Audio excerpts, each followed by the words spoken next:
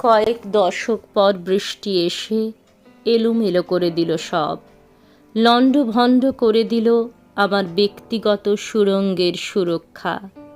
ভিতরের ঘুমন্ত টাইপরাইটারের বাটনগুলো কাঁপছে, আশ্চর্য রোমাঞ্চে আবার যেন কথা বলতে চাইছে এখনই।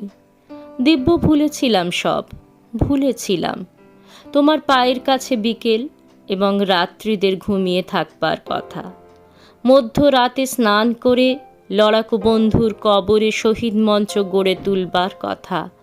এই বৃষ্টি এসে আজ সব তছনছ করে দিল।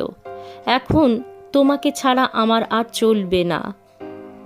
চলে এসো এক্ষুনি, আলপনা দাও নতুন ঘরের বারান্দায়। তোমাকে ছুঁয়ে কবিতা লিখব অনেক দিন পর। বুকের ওপর খসে পড়বে সমস্ত পালক, যে পালকের জন্য পাখি ও মানুষ তপস্যা করেছে সহস্র জন্ম ধরে। সেই পালকের ওম নিয়ে আজ ভিজে উঠবার দিন। কে তোমাকে পায়ে বেড়ি দিয়ে আটকে রেখেছে বলো? তাহলে আমি যাব কঙ্গোর দিকে, বলিভিয়ার দিকে। প্রতি বিপ্লবীদের ভয় পেলে তোমাকে হারাতে হয়। ও আমি পারবো না।